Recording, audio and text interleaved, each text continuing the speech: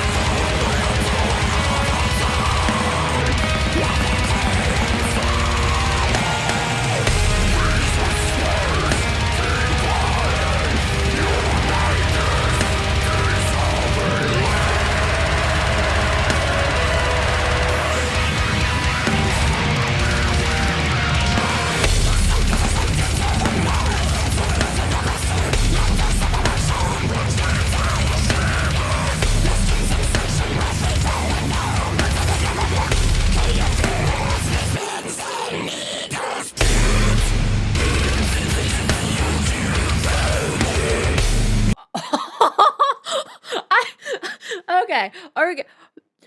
Can you believe it that for a moment there, I was actually going to pause this and check if my headphones were still working? That's how much I was not prepared for the sound that he started with.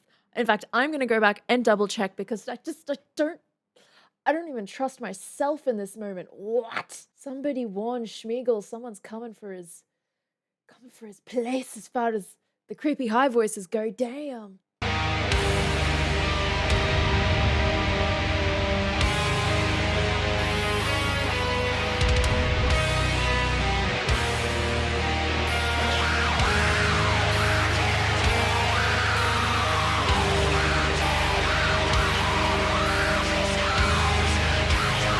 It's so high. This scream setup that he has here is so flipping high. I honestly thought my headphones were broken. You guys were not playing around when you said that I would not be able to predict anything that this vocalist is going to be doing. Jesus. I'm probably gonna need Jesus by the end of this. My God. Let's just. And then, oh God, I'm getting too hype. Going from those super high screamy setups, Schmeagol on steroids, just up through there with that placement. And then we get these deep growls that are coming through. Are you for real?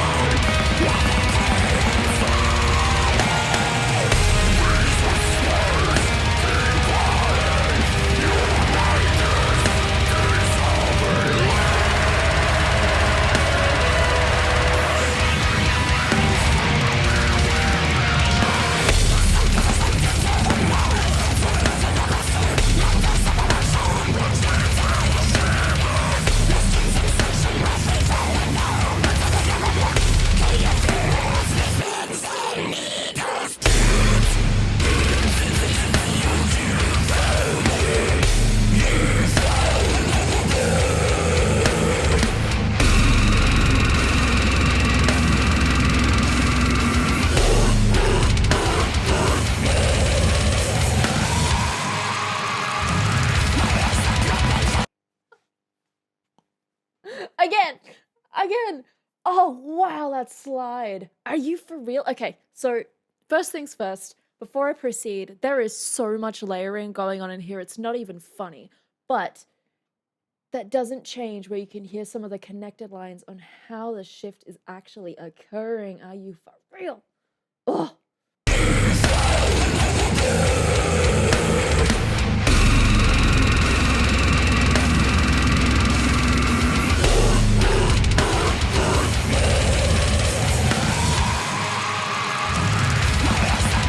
That slide through there. Oh my God. It's like someone took a demonic bathtub and pulled out the plug and it just went all the way up. Oh, that is amazing. We've got good variety going on here with understatement. We've got good variety going on here with the different kinds of extended vocal techniques that he's actually using. Now, I love me some Schmeagol sounds. Lord of the Rings fan. I can't help it. It's coming back.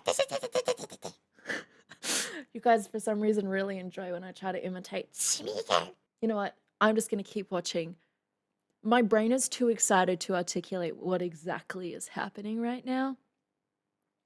We'll see if it figures out some kind of a plan by the end of this to describe what is happening. But let's just say he's not just varying the type of extended technique that he's using. We've got screams and we've got those low growl, like guttural type soundings. Very, very demonic pig vacuum. Not quite fully, but close.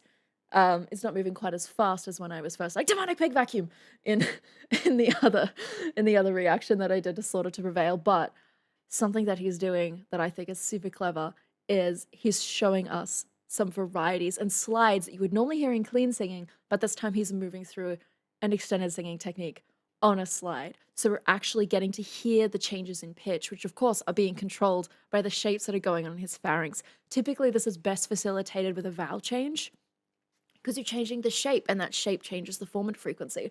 But yeah, anyway, I think it's really cool. I want to go back to listen to that slide and then I'm going to keep going.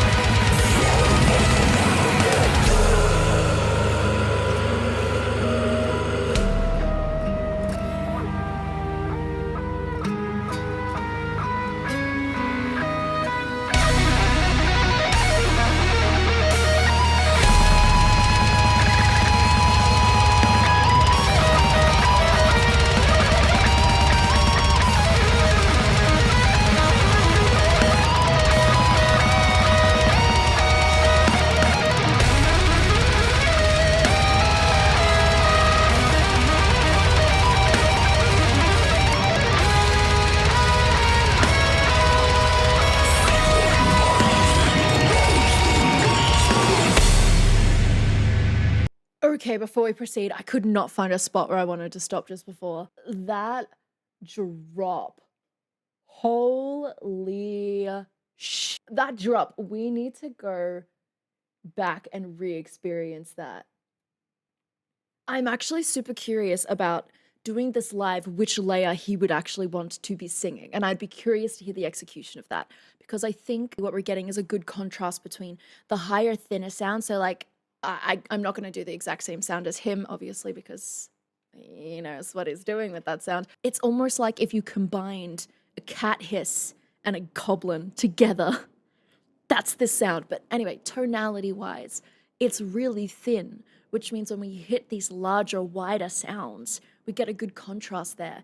And I don't know how much of it is production. Obviously, you can change things electronically for your track to give something a bit more space, a bit more depth. But I can't really comment on that because I haven't heard this live. I guess what I'm getting at is the ear has a recognizable shift between something that is quite thin and high to something that is a little bit low but has a lot more breadth to it. It's insane. And this drop, I got sidetracked. This drop. Where is it? Oh, this one.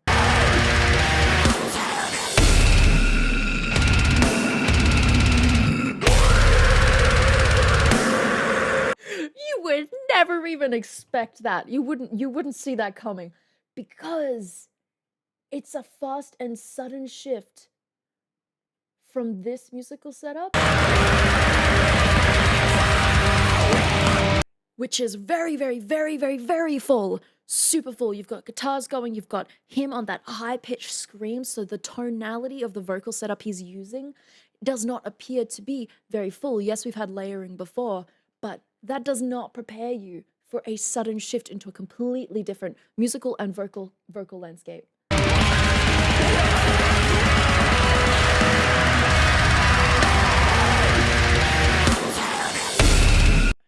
Even that little break where there is some space, he's still up in that higher pitched tonality, like that goblin scream, I guess you could say. His don't seem to be cutting through with quite as much twang as what I've heard other kind of goblin sounds have, but part of that could just be because there's so many layers in here and every single thing is kind of having its moment in the lead up to this. Even in this little section here, he's high, there might be space inside of the instrumentation, but it doesn't give itself away, as I'm now going to drop into something that is very full, on beat, deep tonality in the screams. Damn it.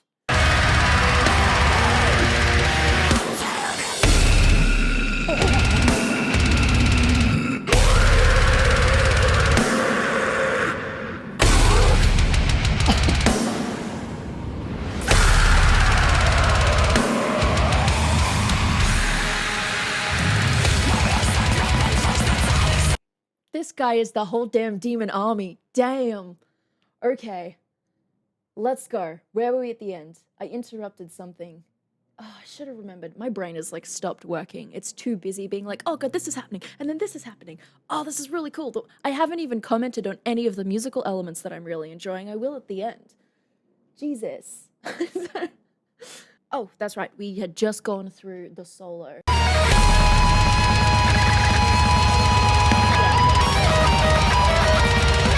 So we mostly have some of the backing instrumentation through there, as well as the kit just going ballistic. Can you even believe that 6 months ago I'd never even listened to anything like super, super heavy, and then I watched Slaughter to Prevail, and now here we are.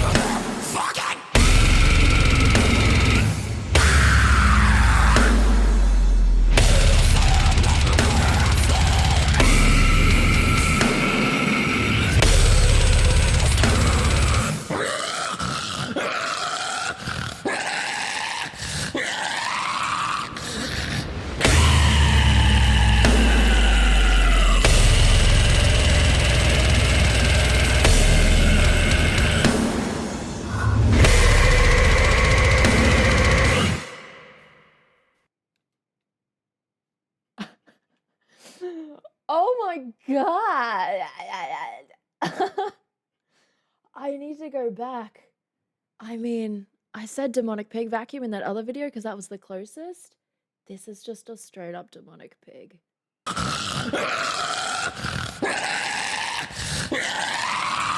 It's not just on the exhale. It's on the inhale too. Oh, what?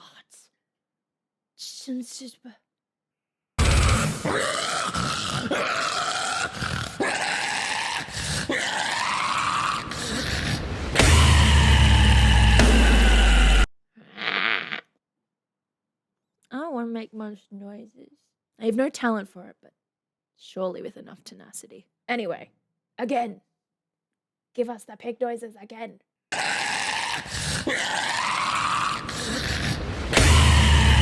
The majority of his tone is definitely on the exhale, but the inhale has its own set of things that are flapping around, causing the air molecules to bounce across each other, giving us more waves, and it's just giving us sounds.